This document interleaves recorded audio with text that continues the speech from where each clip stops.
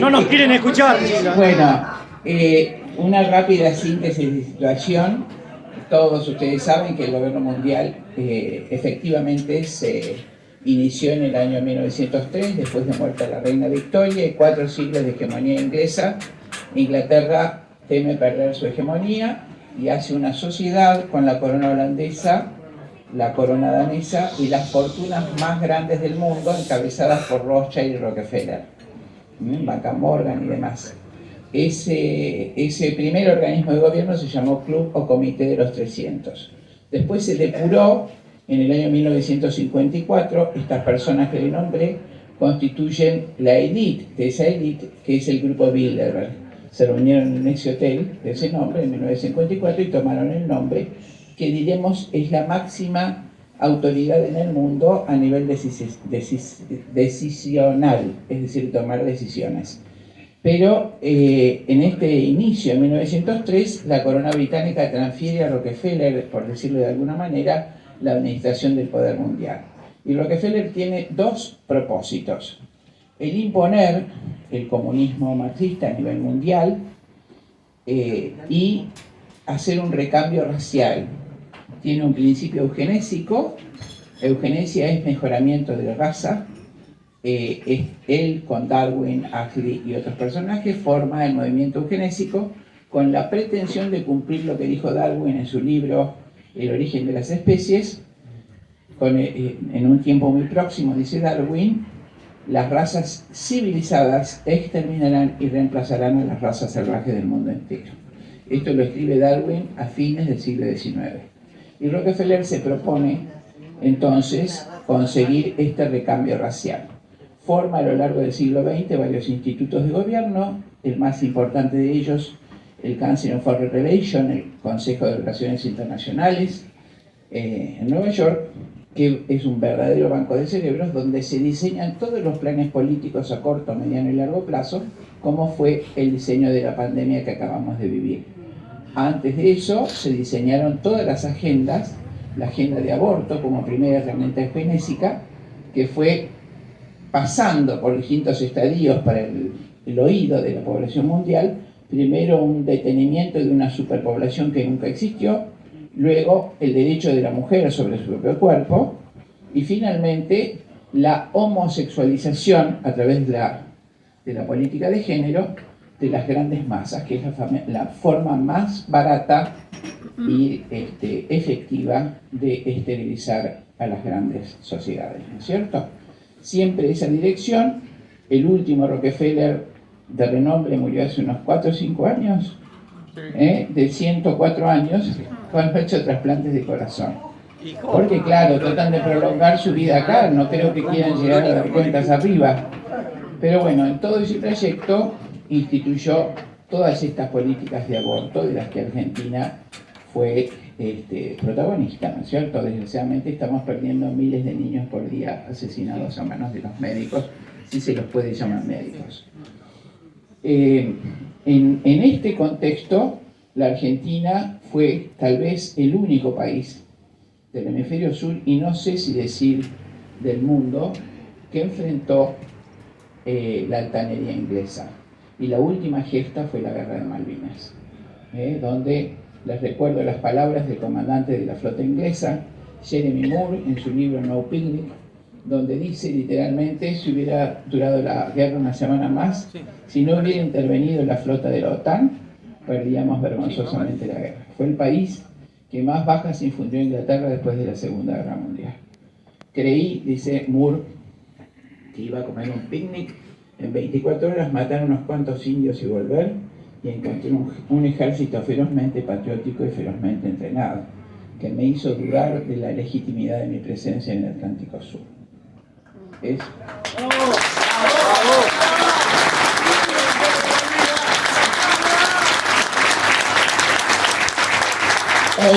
como nunca, rendimos honor con esta reunión a los 649 héroes que dejaron su cuerpo en nuestras islas o en nuestros mares australes, muchos de los cuales pude conocer, los fallecidos, y también a nuestro querido Zaineldin antes de que partiera.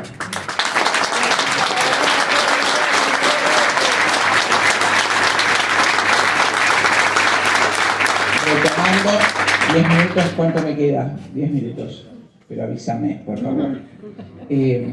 Retomando el tema, o sea, hago esta referencia a Malvinas, porque esta actitud de la Argentina que se remonta a cuando éramos reino de Indias en 1806-1807, ha granjeado el odio de Inglaterra hacia nosotros.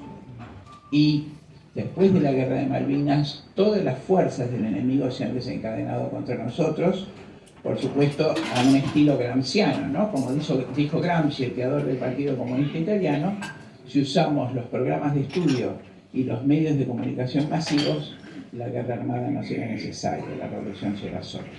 Eso aplicaron sobre nuestros niños, sobre nosotros, sobre toda la gente, la propaganda continua de películas falsas, programación pornográfica prácticamente, generando la decadencia en nuestro pueblo desde el año 1983.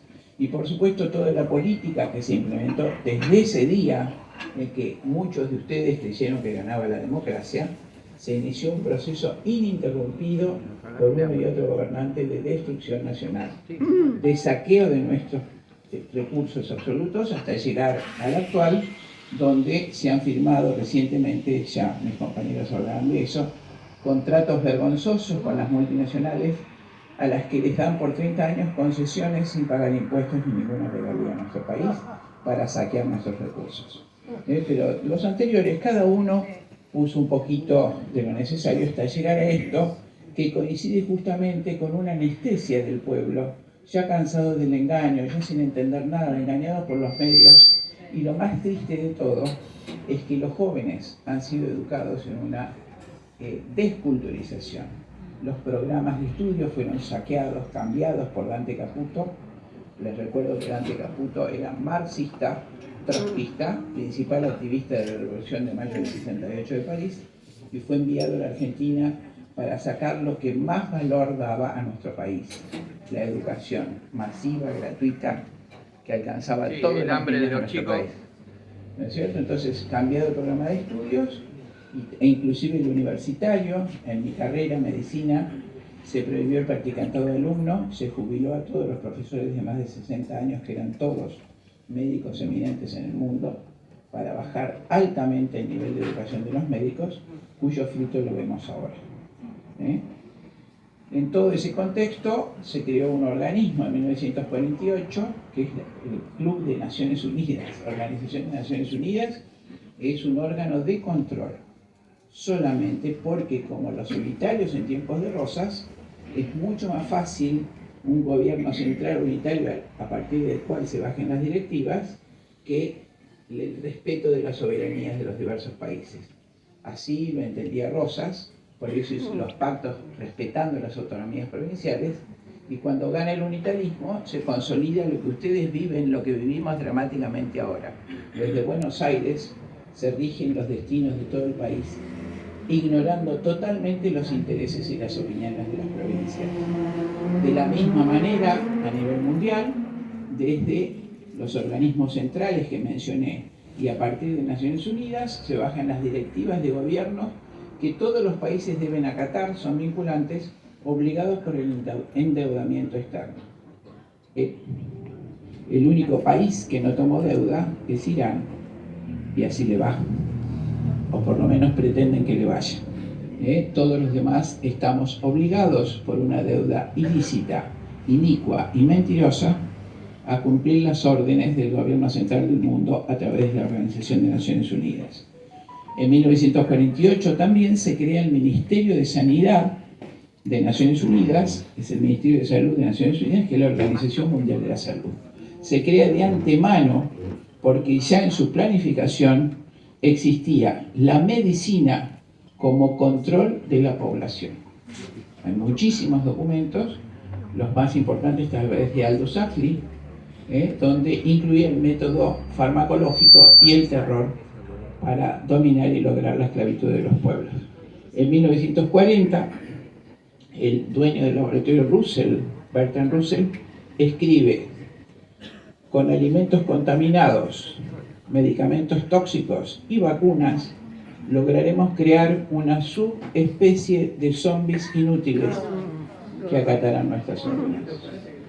Eso está escrito y esto es lo que han hecho. Entonces, desde ese momento se utiliza la Organización Mundial de la Salud para bajar los planes de medicación y de vacunación. En este momento, el ensayo fue la pandemia que todos vivimos, con el confinamiento obligatorio, la separación de la familia, el aislamiento de las personas, el quiebre de las industrias, de los negocios, para que solo queden las grandes multinacionales, y ahora se va a poner en ejecución definitiva. La excusa van a ser supuestas pandemias y supuestas catástrofes. Para eso se modifican los poderes que tiene la OMS a través de un reglamento sanitario, que se llama Reglamento Sanitario Internacional, que se modificó el año pasado, y por supuesto tienen que adherir nuestros países, y por eso ayer hemos estado con muchos de ustedes reunidos frente al Congreso, pidiendo el rechazo del reglamento sanitario y sus enmiendas, en cuyo primer artículo dice que se aceptan como insumos médicos las terapias génicas, lo que hasta hace una semana estaba prohibido en toda Europa alterar el genoma del ser humano a través de ácidos nucleicos. Lo habilita la enmienda de este reglamento, y por supuesto este reglamento le confiere a la OMS, al presidente de la OMS, que es un criminal, Tedros Adhanom, poderes absolutos para dictar pandemias o equivalentes emergencias sanitarias internacionales, y poderes absolutos sobre la soberanía de nuestras naciones para dictar las medidas sanitarias que se van a imponer compulsivamente en los habitantes de los países. También ha sido Argentina la que se levantó primero frente a esto. Espero que todos ustedes nos acompañen si hay que avanzar sobre el Congreso de la Nación y no permitir que ningún legislador salga nunca más vivo si firma esta ofertación. Nada más. Muchas gracias a la doctora Silvia Una verdadera